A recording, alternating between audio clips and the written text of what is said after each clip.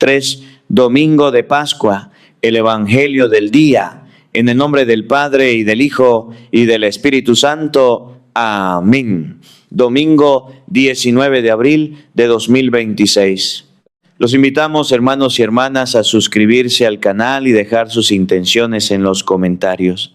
Lectura del Santo Evangelio según San Lucas. El mismo día de la resurrección, iban dos de los discípulos hacia un pueblo llamado Emaús, situado a unos 11 kilómetros de Jerusalén, y comentaban todo lo que había sucedido. Mientras conversaban y discutían, Jesús se les acercó y comenzó a caminar con ellos. Pero los ojos de los dos discípulos estaban velados y no lo reconocieron. Él les preguntó: ¿de qué cosas vienen hablando tan llenos de tristeza? Uno de ellos, llamado Cleofás, le respondió: ¿eres tú el único forastero que no sabe lo que ha sucedido estos días en Jerusalén? Él les preguntó: ¿qué cosa?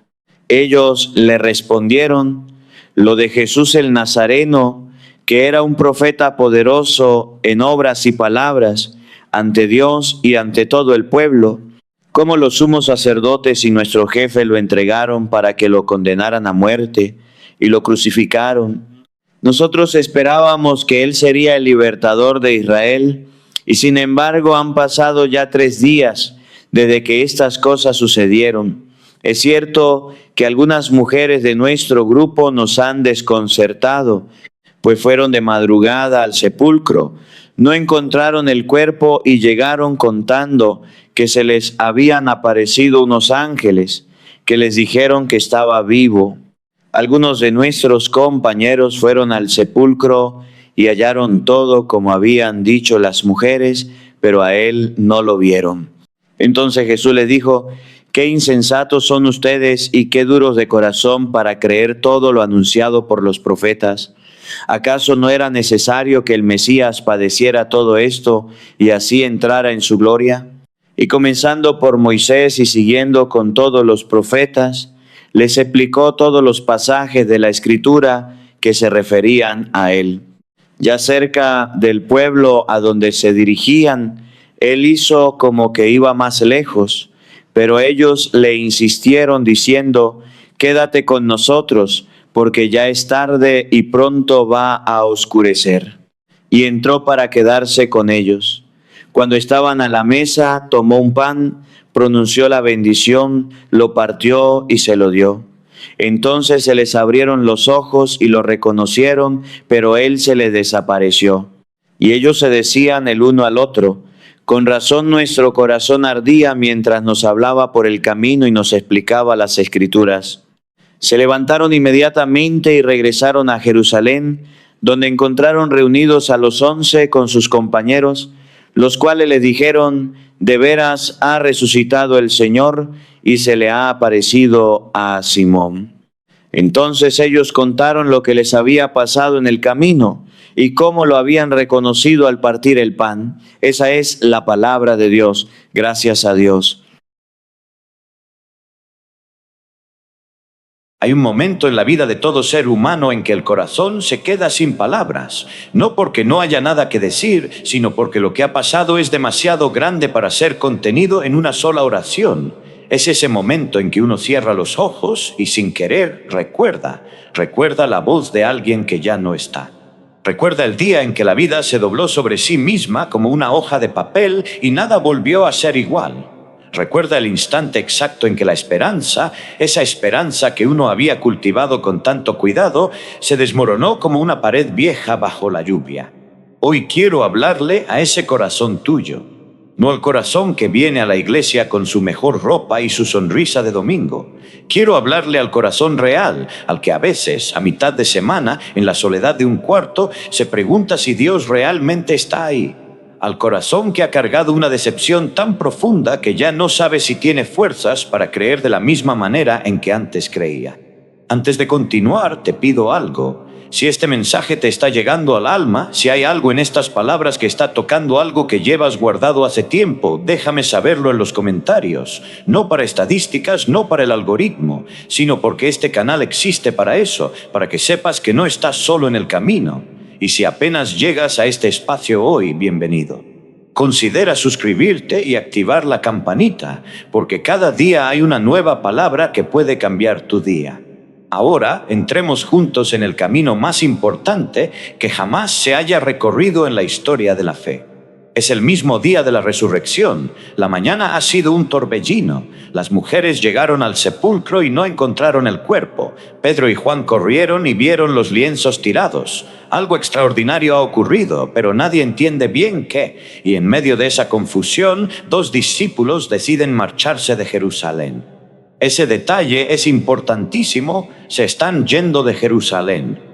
Jerusalén era el centro de todo, era el lugar donde Jesús había muerto, donde los demás discípulos seguían reunidos, era la ciudad de la promesa, de la espera, y estos 2 hombres están abandonándola, con las manos en los bolsillos, los hombros caídos, los pies pesados, caminando hacia un pueblito llamado Emaús, 11 kilómetros de distancia, a pie. En silencio o quizás hablando en voz baja, repasando todo lo que había salido mal. ¿Cuántas veces has hecho ese camino tú? No de Jerusalén a Emaús, claro, pero sí ese camino interno de alejarse, de decirle a Dios, aunque sea sin palabras, ya no tengo fuerzas para seguir aquí, necesito irme, necesito salir de este lugar donde todo me recuerda lo que perdí. Puede ser que te hayas alejado de la iglesia después de una decepción profunda. Quizás un sacerdote te hirió. Quizás la comunidad que tanto amabas resultó ser más fría de lo que parecía. Quizás tú mismo cometiste algo que te avergüenza tanto que ya no crees merecer estar cerca de lo sagrado. O quizás simplemente la vida se volvió tan dura, tan complicada, tan llena de fracasos acumulados, que la fe se fue apagando como una vela al final de la noche. El camino a Emaús lo conocemos bien, todos lo hemos caminado. Y lo que me parece más impresionante de este texto del Evangelio según San Lucas, lo que me detiene cada vez que lo leo y me obliga a respirar profundo, es esto. Jesús no los esperó en Jerusalén, no mandó un mensaje, no envió a un ángel a interceptarlos, no les gritó desde lejos, oigan, estúpidos, estoy vivo, vuelvan acá. Jesús salió a caminar con ellos. En su camino de huida, en su camino de decepción, en su camino de ya no creo que esto tenga sentido. Jesús se puso a caminar justo ahí, se acercó y comenzó a caminar con ellos. No desde arriba, no desde la distancia, no con cara de maestro que va a dar un sermón difícil. Caminó con ellos, a su mismo paso, con sus mismos pies sobre el mismo camino polvoriento. Eso es la encarnación llevada hasta sus últimas consecuencias. Un Dios que no solo se hace hombre para morir por nosotros, sino que también camina con nosotros cuando nos alejamos de Él. ¿Sabes lo que eso significa para tu vida hoy? Significa que en este mismo momento, donde quiera que estés leyendo o escuchando esto, en ese camino que estás haciendo tú, sea de duda, de alejamiento, de cansancio, de tristeza, de rabia incluso, Jesús resucitado está caminando a tu lado. No te está esperando al final del camino para juzgarte cuando llegues. Está aquí, ahora, con tus mismos pasos, respirando el mismo polvo. Pero los ojos de los 2 discípulos estaban velados y no lo reconocieron. Ese detalle podría pasarnos desapercibido si no lo pensamos bien, los ojos velados. Lucas dice expresamente que algo impedía que lo reconocieran, y hay teólogos que han debatido si fue un milagro que Jesús hizo para no ser reconocido, o si fue la condición espiritual de los discípulos, su tristeza y su incredulidad, lo que les impedía ver. Yo creo que las 2 cosas son verdad al mismo tiempo. Hay momentos en que Dios se mueve de manera que no podemos captar con los ojos del cuerpo, porque lo que necesitamos es aprender a verlo de otra manera. Y hay momentos en que somos nosotros los que tenemos un velo puesto, un velo de dolor, de decepción, de expectativas incumplidas, que nos impide reconocer su presencia aunque esté caminando exactamente a nuestro lado. Él les preguntó de qué cosas vienen hablando tan llenos de tristeza. Qué pregunta tan llena de ternura, qué pregunta tan audaz. Aquí está Jesús resucitado con la vida del universo entero en sus manos, con el poder sobre la muerte y la historia, y su primera pregunta no es teológica, no es ¿creen ustedes en la resurrección?, no es ¿han leído las profecías de Isaías? Su primera pregunta es sobre el dolor que llevan en el rostro, sobre la tristeza que está escrita en cada paso que dan, de qué cosas vienen hablando tan llenos de tristeza. Jesús nota tu tristeza antes de preguntarte sobre tu fe. Eso es algo que necesito decirlo de nuevo porque a veces en la iglesia nos equivocamos en el orden.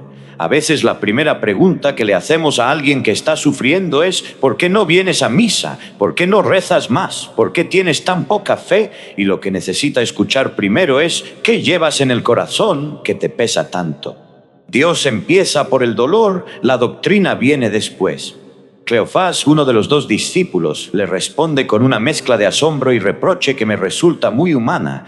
¿Eres tú el único forastero que no sabe lo que ha sucedido estos días en Jerusalén? Es como decir, ¿dónde has estado? ¿Cómo es posible que no te hayas enterado? Todo el mundo sabe lo que pasó. Y hay algo casi cómico en este momento si lo piensas bien. Están hablándole a Jesús sobre Jesús y Jesús les pregunta, ¿qué cosa? Pero no es una broma, es una puerta. Jesús los está invitando a hablar, a poner en palabras lo que llevan dentro, porque hay algo sanador, algo necesario en el acto de contar el propio dolor. No para quedarse atrapado en él, sino para poder procesarlo, examinarlo y eventualmente ver lo que antes no se podía ver. Y ellos hablan, derraman todo lo que tienen dentro. Hablan de Jesús de Nazaret, el profeta poderoso en obras y palabras ante Dios y ante todo el pueblo. Hablan de la traición, de la condena, de la crucifixión. Y luego viene la frase que es el corazón de toda su tristeza, la frase que revela cuál era la expectativa que se había roto. Nosotros esperábamos que Él sería el libertador de Israel. Nosotros esperábamos. 2 palabras en tiempo pasado que contienen una historia de esperanza destruida.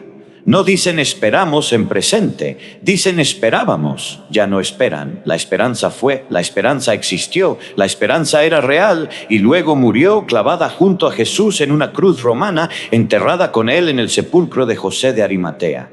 ¿Has usado alguna vez esas 2 palabras sobre Dios? Yo esperaba que Dios me curara. Yo esperaba que ese matrimonio funcionara, yo esperaba que mi hijo tomara otro camino, yo esperaba que ese trabajo que tanto busqué llegara, yo esperaba que mi madre se recuperara, yo esperaba que la justicia triunfara, y Dios no respondió como yo esperaba, y ahora hay un vacío donde antes había esperanza. El nosotros esperábamos de Cleofás es tú nosotros esperábamos también. Y lo que hace Jesús ante ese dolor no es condenarlo. No les dice, ¿qué fe tan pequeña tienen? Lo que hace es escuchar, deja que terminen, deja que digan todo lo que tienen que decir, incluyendo el dato desconcertante de las mujeres que fueron al sepulcro y dijeron que estaba vivo, pero a él no lo vieron. Deja que pongan toda la confusión sobre la mesa. Y luego habla con claridad, con una firmeza que tiene amor adentro. Qué insensatos son ustedes y qué duros de corazón para creer todo lo anunciado por los profetas. ¿Acaso no era necesario que el Mesías padeciera todo esto y así entrara en su gloria? Hay un fuego en esta frase. Jesús no endulza las cosas. No dice, no se preocupen, entiendo que están tristes. Los llama insensatos, los llama duros de corazón. Hay una impaciencia amorosa en sus palabras, como la que tiene un padre cuando ve que su hijo sigue sin entender algo fundamental después de haberlo explicado muchas veces. Pero nótese lo que dice, duros de corazón para creer todo lo anunciado por los profetas. El problema no era falta de información, tenían las escrituras. El problema era la dureza de corazón para creer lo que las escrituras decían, y eso es diferente, muy diferente. Porque hay una distancia enorme entre saber lo que dice la Biblia y creerlo en el corazón cuando la vida lo pone a prueba. Puedes saber de memoria que Dios convierte el dolor en bien. Puedes haber predicado sobre eso muchas veces. Pero cuando el dolor llega a tu propia puerta, cuando la muerte toca a alguien que amas, cuando el fracaso se instala en tu vida y no se va a creerlo de verdad con las entrañas, con la totalidad del ser, eso es otra cosa. Y Jesús sabe esa distancia. Por eso no solo les lanza la frase y los deja solos. Lo que hace a continuación es extraordinario. Comenzando por Moisés y siguiendo con todos los profetas, les explicó todos los pasajes de la Escritura que se referían a él. Todo el camino, 11 kilómetros, toda la palabra. Imagina ese camino. Imagina a Jesús hablando de Génesis, de Abraham, del Cordero de la Pascua, del siervo doliente de Isaías, del Salmo 22, de las profecías de Zacarías. Yendo texto por texto, imagen por imagen, hilo por hilo del gran tapiz de la historia de salvación, mostrando que todo, absolutamente todo, apuntaba hacia este momento. que el sufrimiento del Mesías no era un accidente de la historia ni una derrota del plan divino, sino que era el plan mismo, que el dolor era el camino a la gloria, no el obstáculo para llegar a ella. Eso es lo que a veces no podemos ver cuando estamos en el dolor, que el camino que estamos viviendo, por oscuro que sea, por incomprensible que parezca, no está fuera del plan de Dios. Está dentro, es parte de la trama, no como castigo, no como abandono, sino como la misma lógica que llevó a Jesús de la cruz a la resurrección. Y si eso vale para Él, vale también para ti. En el mundo de hoy hay tanto dolor que a veces parece imposible encontrarle sentido. Al momento de escribir esta reflexión, hay guerras activas en varios continentes. En Ucrania, el conflicto que ya lleva más de 4 años se ha cobrado cientos de miles de vidas. En Gaza, el número de muertos civiles supera decenas de miles y entre ellos hay una proporción devastadora de niños. En Sudán, la guerra civil que estalló en 2023 se ha convertido en una de las mayores catástrofes humanitarias de nuestro tiempo, con millones de desplazados y una hambruna que avanza sin que el mundo preste suficiente atención. En México y Centroamérica, familias enteras siguen siendo desplazadas por la violencia del crimen organizado, caminando hacia una frontera que no siempre abre sus puertas. En Venezuela, en Cuba, en Nicaragua, millones de personas viven bajo sistemas que aplastan la libertad y la dignidad. ¿Dónde está Dios en todo eso? Es la pregunta más difícil, la que no se puede responder con teorías fáciles, la que no se puede resolver con un versículo sacado de contexto. Y el Evangelio de hoy no nos da una respuesta que elimine la pregunta, nos da algo diferente, nos muestra a un Dios que camina con el que sufre, que no observa el dolor desde lejos, sino que se mete en él, que no explica la crucifixión desde un trono, sino desde la misma cruz. Y eso no resuelve el misterio del mal en el mundo, pero cambia cómo lo cargamos. Ya cerca del pueblo a donde se dirigían, él hizo como que iba más lejos. Este gesto me fascina siempre. Jesús hace como que sigue caminando, no se impone, no les dice, tengo que quedarme con ustedes. Espera a que ellos lo inviten y ellos le insisten, quédate con nosotros porque ya es tarde y pronto va a oscurecer. La gracia de Dios se da, pero no se impone. Jesús siempre llama, siempre acecha el corazón, siempre camina junto a nosotros, pero no entra en la casa sin que nosotros abramos la puerta. No se queda si no le pedimos que se quede. Esta escena del camino a Emaús es una de las imágenes más hermosas de la libertad humana ante la gracia divina que encontramos en todo el Nuevo Testamento. Dios te busca, Dios camina contigo, Dios te explica su palabra, pero al final la invitación tiene que salir de ti. Quédate con nosotros. ¿Cuándo fue la última vez que le dijiste eso a Jesús con el corazón entero? No como fórmula religiosa, no como costumbre, sino de verdad desde el fondo del cansancio y del deseo, como alguien que necesita compañía porque la noche se acerca y el camino todavía es largo. Quédate con nosotros. Entró para quedarse con ellos, y cuando estaban a la mesa, tomó un pan, pronunció la bendición, lo partió y se lo dio. ¿Veis lo que acaba de pasar? Lucas usa exactamente las mismas palabras que usó cuando narró la última cena. Tomó el pan, pronunció la bendición, lo partió, se lo dio. Este no es un gesto casual, no es simplemente la manera de sentarse a cenar, es un lenguaje litúrgico, un lenguaje sacramental. Lucas está diciéndonos, reconocieron a Jesús en el pan partido, en la Eucaristía, en la mesa. Y entonces se les abrieron los ojos y lo reconocieron. Después de todo el camino, después de todas las explicaciones de las Escrituras, después de horas de conversación, no lo reconocieron por el rostro, no lo reconocieron por la voz, no lo reconocieron por los argumentos teológicos, lo reconocieron en el gesto de partir el pan. Esto es algo que quiero que te quede grabado muy profundamente, porque tiene implicaciones enormes para tu vida espiritual. Hay conocimientos que entran por la mente y conocimientos que entran por el corazón a través de los gestos. Puedes escuchar la mejor homilía del mundo y que la mente la entienda perfectamente y el corazón se quede cerrado. Y puedes sentarte frente a un pedazo de pan partido en el contexto de la oración y algo se rompe por dentro, algo que no se puede explicar con palabras, y de repente sabes con una certeza que no es puramente racional que Él está vivo, que está aquí, que está presente. La Eucaristía no es solo un símbolo, no es solo un recuerdo del pasado, Es el lugar donde Jesús resucitado se hace presente de manera real, concreta, tangible, bajo las especies del pan y el vino. Y los discípulos de Emaús son el primer ejemplo post-pascual de lo que significa reconocer a Jesús en la fracción del pan.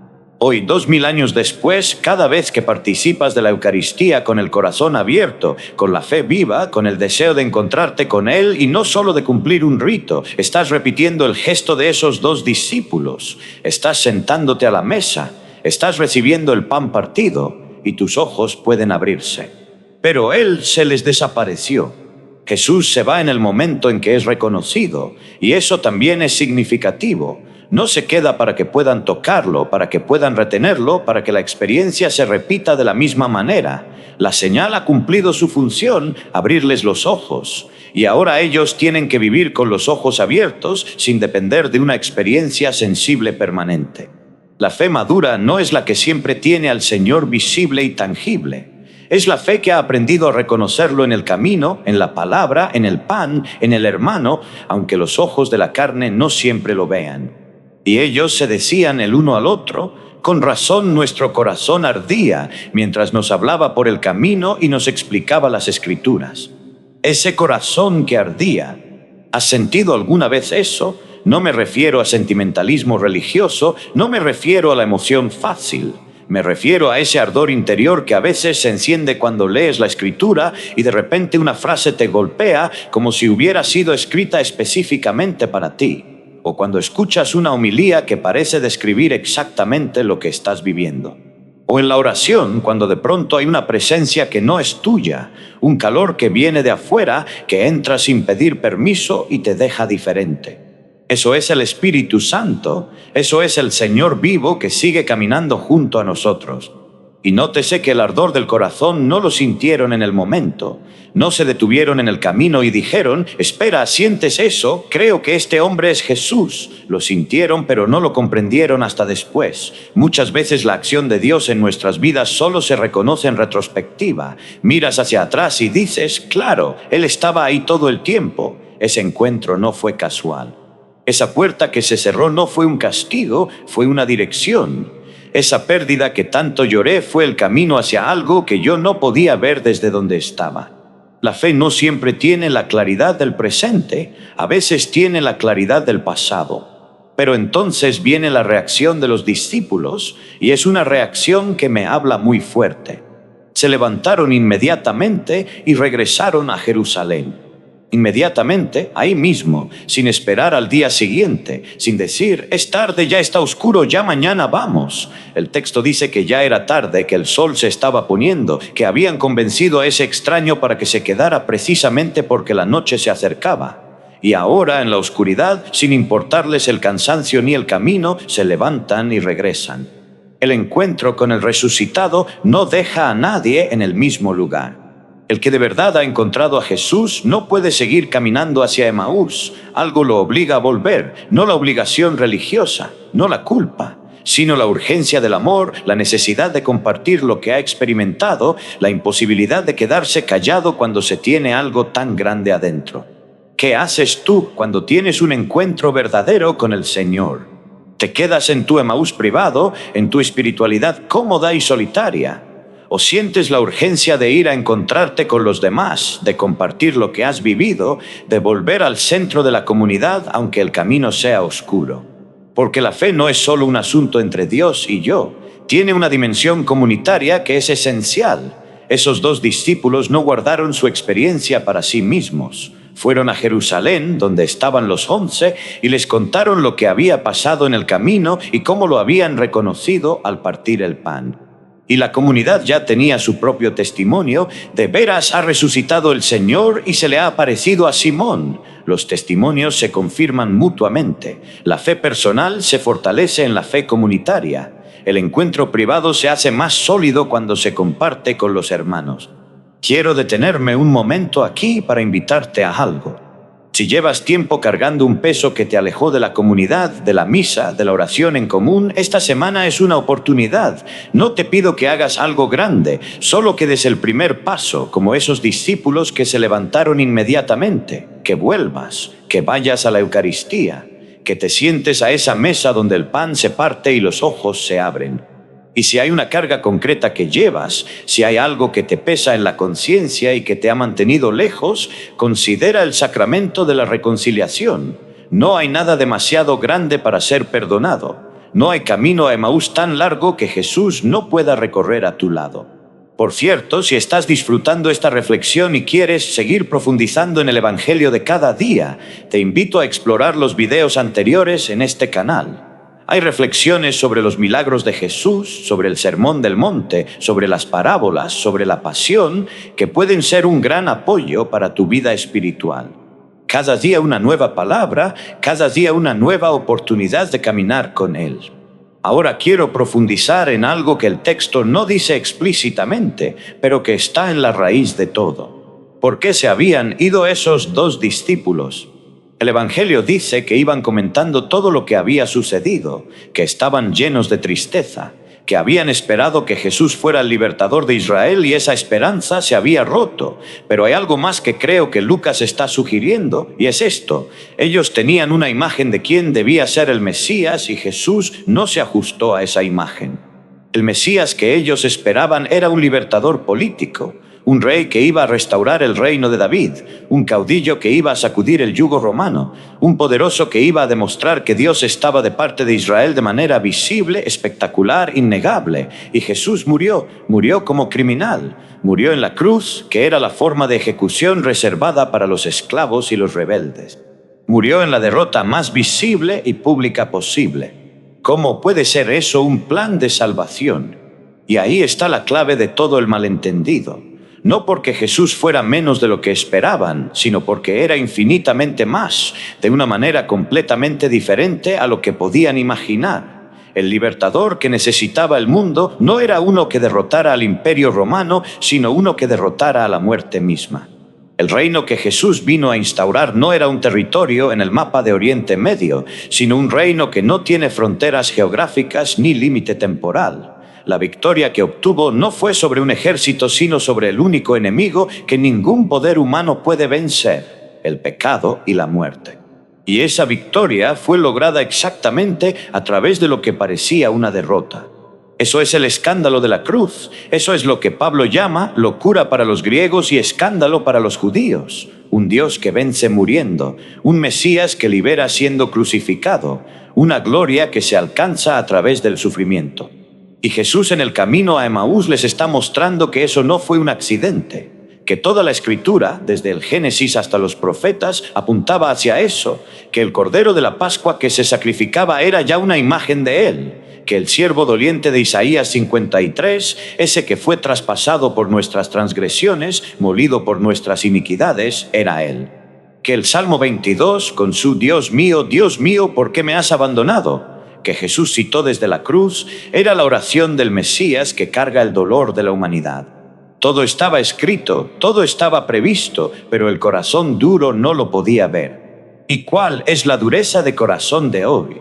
Creo que la dureza de corazón de hoy es diferente a la de Cleofás, pero tiene la misma raíz. La dureza de corazón de hoy es la que insiste en que Dios debe actuar según mis términos y mis tiempos. La que dice, si Dios fuera real, no permitiría esta guerra. Si Dios me amara, me hubiera curado ya. Si la oración sirviera para algo, ya me habría respondido. Es la dureza de quien tiene preestablecido cómo debe actuar Dios y no puede reconocerlo cuando actúa diferente. Hay una escena que se repite en los evangelios y que creo que es paralela a la de Emaús. Es la escena de Tomás. Tomás no estaba cuando los demás discípulos vieron al resucitado. Y cuando le contaron lo que había pasado, Tomás dijo, si no veo en sus manos la marca de los clavos, si no meto mi dedo en el lugar de los clavos y mi mano en su costado, no lo creeré. Yo lo veo como puedo y lo creo como quiero, dice Tomás, en mis términos, con mis criterios, con mi evidencia. Y Jesús responde con misericordia, no con dureza. Se aparece a Tomás y le ofrece exactamente lo que Tomás pedía. No porque Tomás tuviera razón en sus exigencias, sino porque Jesús entiende la fragilidad humana y sale a su encuentro incluso cuando la exigencia es desproporcionada. Pero luego Jesús añade, porque me has visto has creído, bienaventurados los que no vieron y creyeron. Esa bienaventuranza es para ti, para nosotros, para los que vivimos 2000 años después y no podemos ver a Jesús con los ojos del cuerpo y sin embargo creemos, para los que caminan su propio camino a Emaús con el corazón cargado sin reconocer al que camina a su lado, pero que aún así en un momento de gracia se les abren los ojos y dicen, era Él todo el tiempo. Bienaventurados los que caminan hacia Emaús con la tristeza a cuestas, porque Él sale a su encuentro. Bienaventurados los que dicen, nosotros esperábamos, porque Él vendrá a reinterpretar esa esperanza desde una perspectiva más alta. Bienaventurados los que invitan al desconocido a quedarse, porque ese desconocido puede ser el Señor resucitado que esperaba ser invitado. Bienaventurados los que se sientan a la mesa con el corazón abierto, porque en el pan partido les espera el encuentro más real que han tenido en su vida. Y bienaventurados los que, habiendo reconocido al Señor, se levantan inmediatamente y van a contar lo que han vivido, porque la fe que no se comparte se enfría. Permíteme ahora hacer una reflexión que me parece urgente para la comunidad de habla hispana en particular, porque creo que es una comunidad que está viviendo en muchos sentidos su propio camino a Emaús. Hay millones de latinoamericanos que crecieron con una fe profunda y genuina, heredada de sus abuelas, transmitida en el calor del hogar, expresada en las procesiones y las novenas y los altarcitos caseros. Una fe popular que tiene una riqueza enorme, y esa fe en muchos casos ha sido sacudida por la migración que arranca a las personas de sus comunidades de origen y las pone en contextos culturales donde la fe no es bienvenida o es ridiculizada. Por la pobreza, que cuando no cede después de años de oración ferviente, puede sembrar la duda. Por el escándalo, porque los pecados de personas de la Iglesia han herido a muchos que confiaban en ella. Por la secularización, que presenta la fe como un residuo del pasado, como algo incompatible con la vida moderna y la razón. Y hay también, hay que decirlo con honestidad, un éxodo silencioso de personas que se alejan de la Iglesia católica hacia otras expresiones cristianas, o hacia ninguna. No lo digo con juicio hacia nadie, lo digo con la misma tristeza con que dijeron aquellos 2 discípulos, nosotros esperábamos, porque la Iglesia, con todas sus limitaciones humanas, sigue siendo el cuerpo de Cristo en el mundo, sigue siendo el lugar donde se parte el pan, sigue siendo la comunidad donde el resucitado se hace presente de manera particular. Y quiero decirle a quien se ha alejado, a quien lleva tiempo en su propio Emaús, Jesús está caminando contigo también. No te está esperando para reprocharte, está caminando contigo. Y cuando estés listo, cuando quieras, la mesa sigue puesta, el pan sigue estando ahí para ser partido, y los ojos se pueden volver a abrir. Volvamos al texto por un momento, porque hay algo más que quiero subrayar. Cuando los discípulos regresan a Jerusalén y encuentran a los 11, les dicen que el Señor se le ha aparecido a Simón, a Pedro, al que lo negó 3 veces, al que en el momento más importante, en el momento en que Jesús más necesitaba fidelidad, dijo 3 veces, no lo conozco. A ese hombre, el resucitado, se le aparece primero.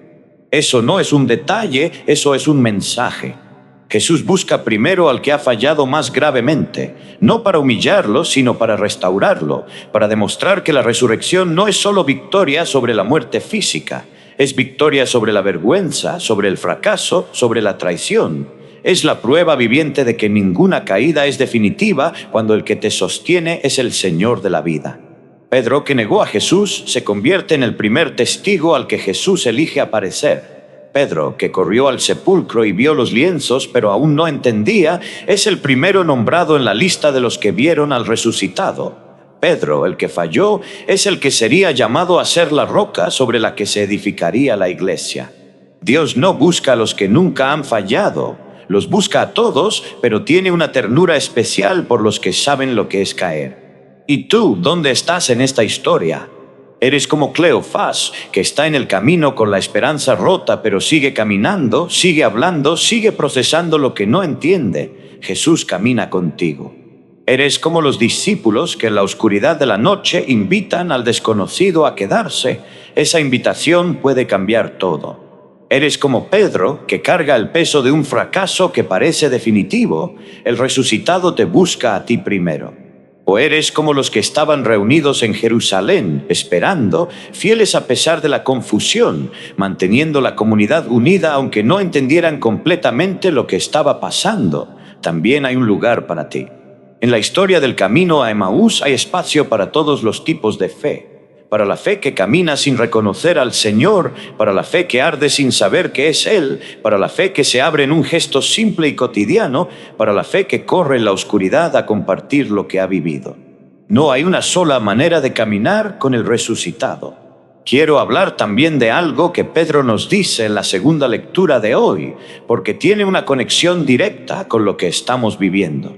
Pedro le escribe a la comunidad: puesto que ustedes llaman Padre a Dios, que juzga imparcialmente la conducta de cada uno según sus obras, vivan siempre con temor filial durante su peregrinar por la tierra.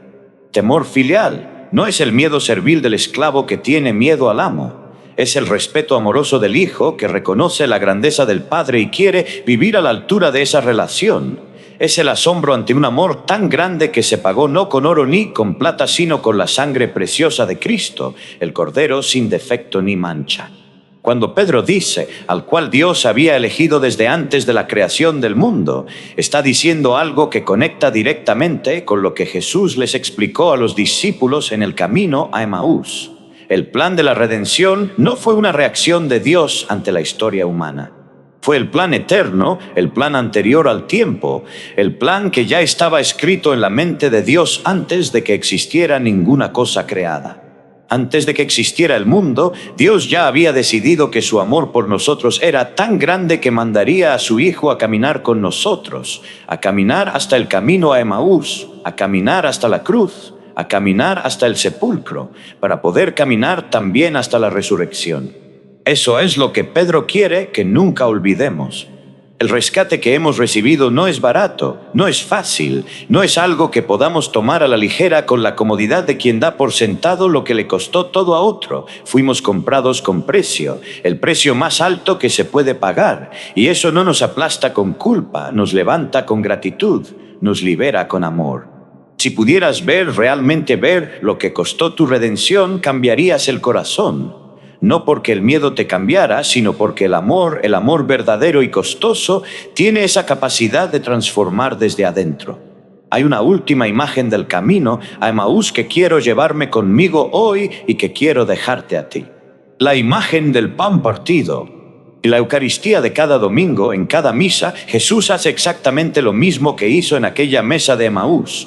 Toma el pan, pronuncia la bendición, lo parte y lo da, cada vez, sin excepción, sin importar cuántas veces lo hayamos visto, sin importar si estamos atentos o si nuestra mente está en otro lugar, sin importar si venimos con el corazón ardiente o con el corazón frío.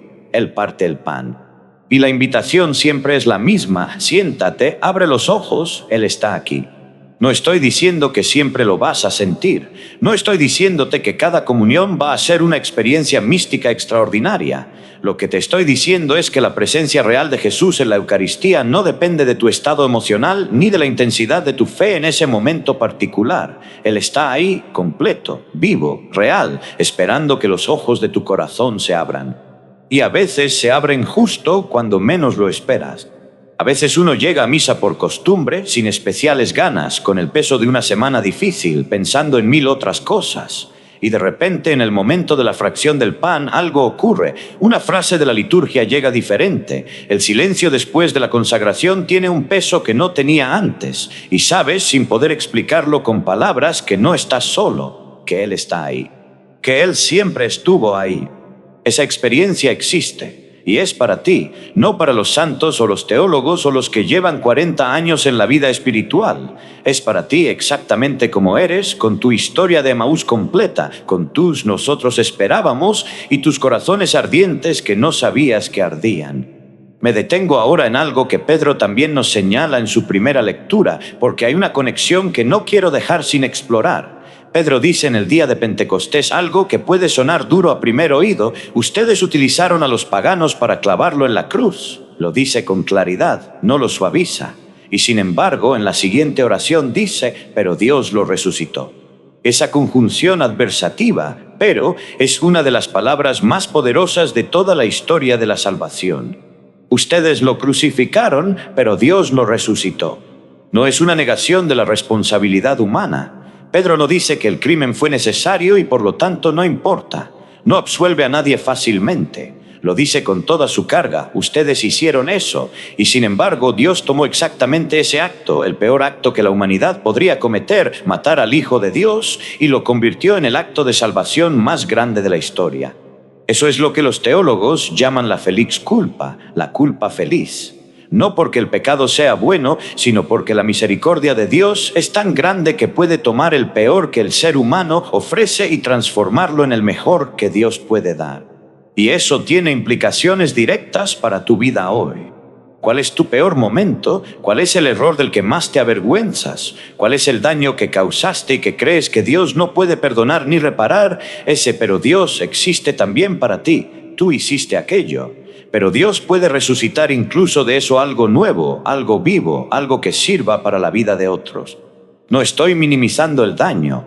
No estoy diciendo que las consecuencias de nuestros errores no existan o no importen. Estoy diciendo que el Dios de la resurrección trabaja también en los cementerios personales, en los lugares donde enterramos lo que no queremos volver a ver, en los sepulcros de nuestras historias. Hay una frase de Pedro en esta homilía de Pentecostés que quiero examinar con más cuidado. Dios lo resucitó rompiendo las ataduras de la muerte, ya que no era posible que la muerte lo retuviera bajo su dominio. No era posible que la muerte lo retuviera bajo su dominio. ¿Por qué no era posible? Desde el punto de vista puramente humano, sí era posible. Los muertos permanecen muertos. Eso es la regla universal de la experiencia humana. Pero Pedro dice que en el caso de Jesús era literalmente imposible que la muerte lo retuviera. No porque Jesús fuera mágicamente invencible de manera externa, sino porque quien es la vida misma, quien es el principio de todo ser, quien es el Logos por quien todo fue creado, no puede ser retenido por la muerte de la misma manera que el fuego no puede ser contenido por el frío. El fuego no cede ante el frío, simplemente lo consume. La vida no puede ser definitivamente dominada por la muerte porque la muerte es una limitación del ser, y el ser pleno no puede ser limitado. Eso es lo que la resurrección demuestra de manera definitiva e irreversible. Pero hay algo que quiero añadir aquí que tiene que ver con nosotros directamente. Pedro cita el Salmo 16, donde David dice: «Yo veía constantemente al Señor delante de mí, puesto que Él está a mi lado para que yo no tropiece». Esta es la actitud espiritual que hace posible caminar en la vida sin ser definitivamente derrotado por nada. No que nunca habrá dificultades. No que el camino será siempre suave, sino que la conciencia de la presencia de Dios a nuestro lado es el ancla que impide que tropecemos de manera definitiva. Y luego David continúa: «Por eso se alegra mi corazón y mi lengua se alboroza, por eso también mi cuerpo vivirá en la esperanza». El cuerpo que vive en la esperanza. En una cultura que trata el cuerpo humano como mercancía, como objeto de placer o de trabajo, que lo abandona cuando ya no es funcional y lo descarta cuando envejece, la idea de que el cuerpo vive en la esperanza es profundamente subversiva. La fe en la resurrección no es solo una esperanza espiritual incorpórea. Es la afirmación de que este cuerpo tuyo, este cuerpo concreto con su historia, sus cicatrices, su cansancio y su belleza, está destinado a la vida. No a desaparecer en la nada después de la muerte, sino a resurgir transformado, glorificado, librado de todo lo que ahora lo limita.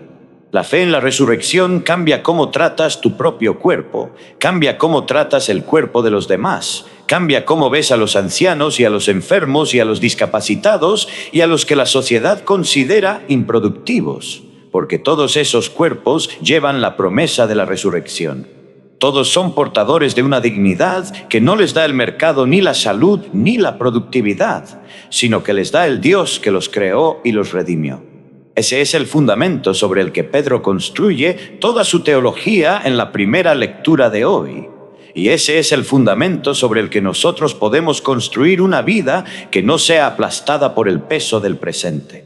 Quiero dedicar unos minutos a hablar de algo que creo que está en el fondo de la experiencia espiritual de muchas personas que me escuchan, el tema de la oración que parece no ser escuchada.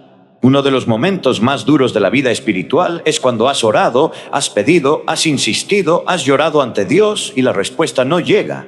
o llega de una manera tan diferente a lo que esperabas que no la reconoces como respuesta. Y entonces ese nosotros esperábamos de los discípulos de Emaús se convierte en tu propia experiencia. Yo esperaba que Dios me respondiera. Yo esperaba que la situación cambiara. Yo esperaba una señal. ¿Por qué Dios parece callarse? Es una pregunta que los santos han hecho.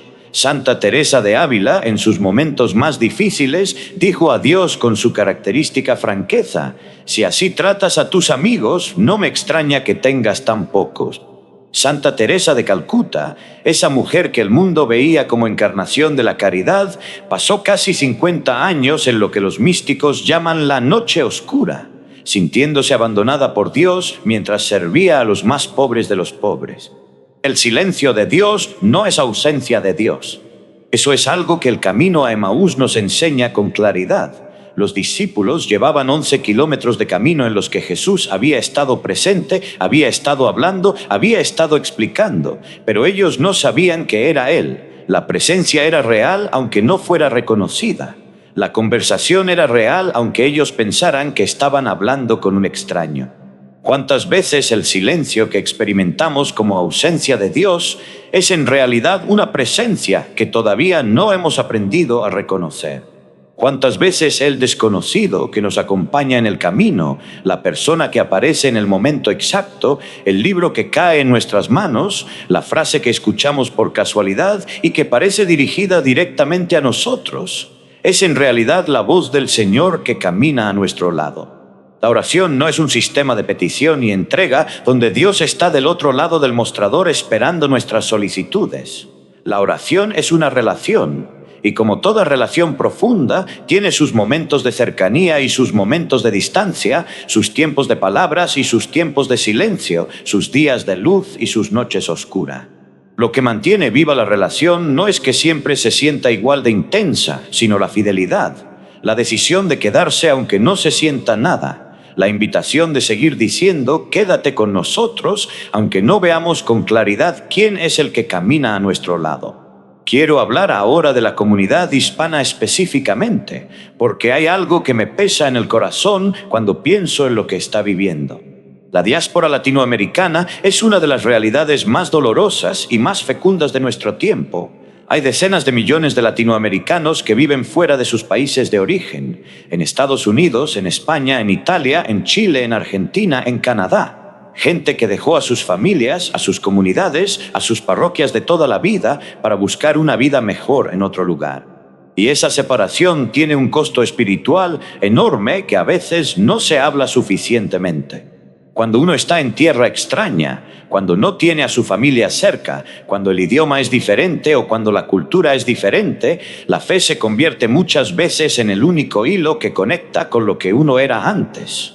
La misa en español en una parroquia de otra ciudad puede ser el único momento de la semana donde uno se siente en casa. La Virgen María, venerada bajo el nombre de la advocación de la tierra donde naciste, puede ser el único rostro familiar en un mundo de extraños. Y cuando esa comunidad de fe también falla, cuando la parroquia es fría o la comunidad está dividida o el sacerdote no habla español o simplemente no hay misa en español en el pueblo donde vives, la soledad espiritual se vuelve insoportable. A todos los que están viviendo eso hoy les digo, el camino a Emaús fue también un camino de exilio. Esos dos discípulos se estaban yendo de Jerusalén porque en Jerusalén ya no había lugar para ellos, porque lo que habían esperado había muerto allí. Porque la ciudad que debía ser la ciudad de la promesa se había convertido en la ciudad de la traición y del fracaso. Y sin embargo, en ese camino de exilio, en ese camino de salida, fue donde encontraron al resucitado. Dios te encuentra en tu tierra de destierro, no solo en tu tierra de origen. El Señor no habla solo español, no mora solo en las iglesias de tu país, no se revela solo a través de las tradiciones que conociste en tu infancia. El Señor es el mismo en cada parroquia, en cada continente, en cada idioma. Y aunque el camino de fe en tierra extraña sea más difícil, no es un camino por el que caminas solo. Hay algo más que quiero decir sobre el primer discurso de Pedro en Hechos, porque hay una frase que siempre me detiene. Pedro dice, a este Jesús al que ustedes crucificaron, Dios lo ha resucitado. En el original griego hay una tensión que en la traducción a veces se pierde. Pedro no está lanzando una acusación para condenar. Pedro está proclamando una paradoja. El que ustedes rechazaron es el que Dios eligió. El que fue considerado fracaso es el que resultó ser el éxito más grande de la historia. El que fue colocado fuera de la ciudad, entre los condenados, entre los malditos, es el que ahora está a la derecha del Padre.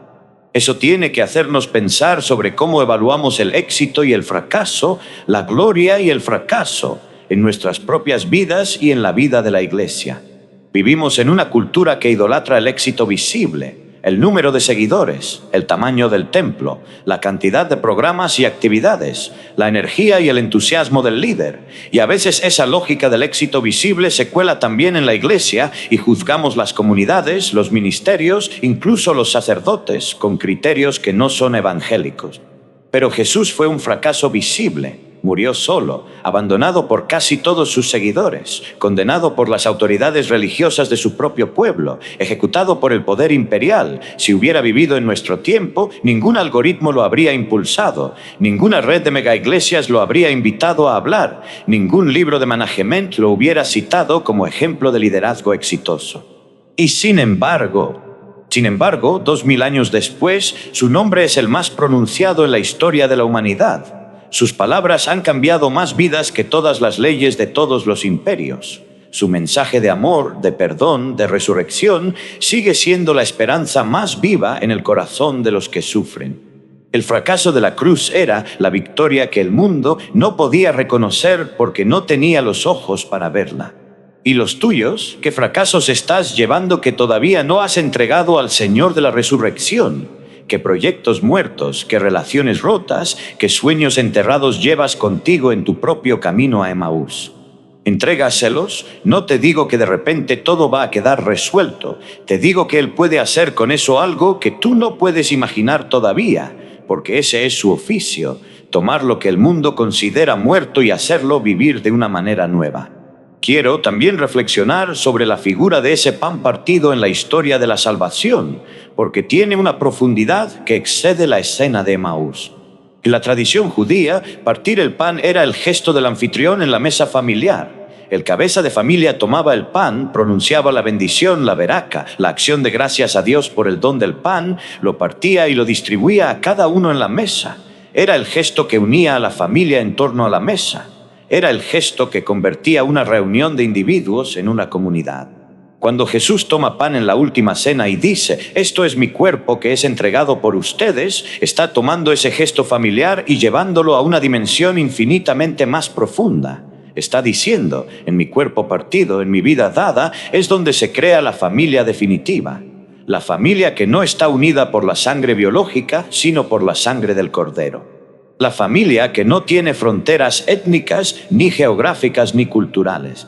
Y cada vez que la Iglesia celebra la Eucaristía, está haciendo exactamente ese gesto. Un sacerdote que actúa en persona de Cristo toma el pan, pronuncia las palabras de la consagración, lo parte y lo distribuye. Y en ese gesto, la comunidad dispersa de pecadores se convierte en el cuerpo de Cristo. En esa mesa, el que viene con el corazón lleno de orgullo y el que viene con el corazón lleno de vergüenza, el que tiene muchos años en la fe y el que acaba de regresar de su Emaús, el rico y el pobre, el que viene de muchos países y el que siempre ha vivido en el mismo pueblo, todos reciben el mismo pan partido y son hechos uno. Esa es la Eucaristía, no un rito vacío, no una costumbre, no una obligación que se cumple por temor, sino el acto más revolucionario que existe sobre la tierra, la creación de una comunidad que trasciende todas las divisiones humanas en torno al pan partido del Señor. El cardenal argentino Jorge Bergoglio, antes de ser elegido Papa Francisco, dijo en una ocasión que la Eucaristía no es el premio de los perfectos, sino el alimento de los peregrinos. Eso es exactamente lo que necesitamos escuchar. No somos perfectos, somos peregrinos. Somos los que estamos en el camino, a veces con el corazón ardiente que no reconoce al que camina a su lado, a veces con los ojos que se abren de repente y dicen, era él, y salen corriendo a compartirlo. La Eucaristía nos alimenta para ese camino, no para quedarnos sentados, sino para salir. como esos discípulos que en la oscuridad, cargados de cansancio y de alegría al mismo tiempo, corrieron de regreso a Jerusalén. La resurrección no es algo que se guarda, es algo que se corre a contar. Y por eso existe este canal, por eso existe esta reflexión, no para construir un espacio de entretenimiento religioso, sino porque alguien en algún lugar del mundo hispanohablante está en su camino a Emaús ahora mismo y necesita saber que Jesús está caminando a su lado y que hay una mesa esperándole donde el pan será partido y los ojos podrán abrirse. Si conoces a alguien que está en ese camino, comparte este video con esa persona hoy. No porque hagamos falta las estadísticas del canal, aunque siempre se agradece el apoyo y el like, sino porque la palabra de Dios tiene poder. Y a veces el instrumento que Dios usa para acercarse a alguien que se está alejando es exactamente eso. Alguien que le manda un video, un mensaje, un texto que dice: pienso en ti y quiero compartir esto contigo. Sé ese discípulo que corre en la oscuridad. Y también quiero decirte, si hay videos anteriores en este canal que te llegaron al corazón, te invito a volver a ellos cuando lo necesites. Las homilías sobre la misericordia de Dios, sobre los milagros de Jesús, sobre el padre del hijo pródigo, sobre María Magdalena en el jardín, sobre Pedro caminando sobre el agua, están ahí esperándote. La palabra de Dios no tiene fecha de caducidad. Una reflexión de hace 6 meses puede ser exactamente lo que tu corazón necesita escuchar hoy. Quiero hacer una última reflexión que viene del corazón y tiene que ver con algo que el texto de hoy dice casi al pasar, pero que a mí me parece uno de los detalles más significativos de todo el relato. Cuando los discípulos llegan a Jerusalén y encuentran a los 11, la primera noticia que reciben no es una descripción general de las apariciones. La primera noticia es específica, personal, casi íntima. De veras ha resucitado el Señor y se le ha aparecido a Simón Pedro, el que negó a Jesús, el que lo miró a los ojos después de la tercera negación y salió a llorar amargamente. El que en el momento más oscuro de la historia decidió protegerse y abandonó a su maestro. A ese hombre, el resucitado, se le apareció primero. No sé si hay en toda la Escritura una afirmación más consoladora para los que hemos fallado que esa. No tenemos los detalles de ese encuentro entre Jesús y Pedro. Lucas no lo narra. Juan lo narrará después, en el capítulo 21, esa escena preciosa del desayuno junto al mar donde Jesús le pregunta 3 veces: ¿me amas? Como espejando las 3 negaciones, como borrando una por una cada herida con una afirmación de amor. Pero aquí, en el relato de Emaús, lo que sabemos es que Pedro fue buscado antes que nadie, que el resucitado no esperó a que Pedro viniera a pedirle perdón, a que Pedro demostrara su arrepentimiento, a que Pedro se hiciera merecedor de la aparición. Fue al encuentro de Pedro porque eso es lo que hace el amor cuando el otro está roto. No espera a que el otro se repare solo, va. Y eso, hermanos y hermanas, es la buena noticia en su expresión más pura. No la noticia de que si te portas bien serás recompensado. No la noticia de que Dios ayuda a los que se ayudan a sí mismos. La noticia de que el resucitado va al encuentro de los que más han fallado, porque el amor que vence a la muerte no se detiene ante el fracaso humano. ¿Cuántas personas hay hoy que no regresan a la iglesia, no regresan a la fe, no regresan a la oración, porque cargan el peso de algo que hicieron y que les parece imperdonable? No solo el peso de haber pecado, que todos cargamos en distintas medidas, sino el peso específico de haber fallado a alguien que confiaba en ellos, de haber traicionado una promesa, de haber dicho no lo conozco con sus actos, sino con sus palabras. Para esas personas, el mensaje de hoy es Pedro. El testimonio de hoy es Pedro. La prueba de que la misericordia de Dios no tiene límite es Pedro, que de ser el que más falló se convirtió en la roca sobre la que se edificó la iglesia. Tu historia no termina en tu Emaús, tu historia no termina en tu negación, tu historia no termina en tu fracaso. Tu historia termina donde termina la historia de Pedro, en una misión más grande que la que tenías antes de caer, enriquecida precisamente por haber conocido el propio fondo y haber sido levantado desde allí por una mano que nunca se cansó de buscarte. Eso es lo que celebramos cada domingo de Pascua, no un recuerdo histórico de algo que pasó hace 2000 años, sino la realidad viva, actual, presente de un Dios que resucitó y sigue resucitando, que sigue saliendo al camino, que sigue preguntando por la tristeza que llevamos en el rostro, que sigue explicando las Escrituras con un ardor que nos deja el corazón encendido sin que sepamos bien por qué, que sigue tomando el pan, bendiciéndolo, partiéndolo y dándolo, que sigue apareciendo primero al que más ha fallado. Esta es nuestra fe viva, ardiente, concreta, encarnada en el camino de cada día. No la rindas. Si te ha llegado algo de lo que hemos compartido hoy, escríbelo en los comentarios. Puede ser una sola frase: a mí también se me abrieron los ojos un día, o yo también estoy en el camino a Emaús y no sé cómo salir, o simplemente gracias. Esos comentarios no son solo para el canal, son para los demás que van a leer y que necesitan saber que no están solos en su camino. Y si todavía no has dado like a este video y no te has suscrito al canal, este es el momento. No porque necesitemos números, sino porque si encuentras valor aquí, ayudarnos a que más personas lleguen a esta palabra es una manera real de ser parte de la misión. Cada vez que compartes un video de este canal, estás siendo como esos 2 discípulos que corrieron de regreso a Jerusalén a contar lo que habían vivido. La palabra de Dios no es para guardarla, es para compartirla. Finalmente, hermanos y hermanas, quiero volver al comienzo de nuestra reflexión. Hay un momento en la vida de todo ser humano en que el corazón se queda sin palabras, y en ese momento Jesús sale al camino. No espera que nos recuperemos solos, no espera que volvamos a tener todo claro, sale al camino exactamente en ese momento. Y te pregunta, con esa voz que contiene todo el amor del universo, ¿de qué cosas vienen hablando tan llenos de tristeza? Cuéntale todo. El dolor, la decepción, la esperanza rota, el cansancio acumulado, la duda que no te atreves a confesar en voz alta. Cuéntaselo todo, porque Él caminó lo suficientemente lejos en ese camino contigo como para merecerse escuchar la verdad completa. Y al final del camino, cuando quieras invitarlo a quedarse, cuando el corazón diga, quédate con nosotros porque ya es tarde, Él entrará, tomará el pan, lo bendecirá, lo partirá y te lo dará. Y en ese gesto sencillo, en ese gesto que se repite en cada misa desde hace 2000 años, los ojos del corazón se abrirán, porque Él verdaderamente ha resucitado.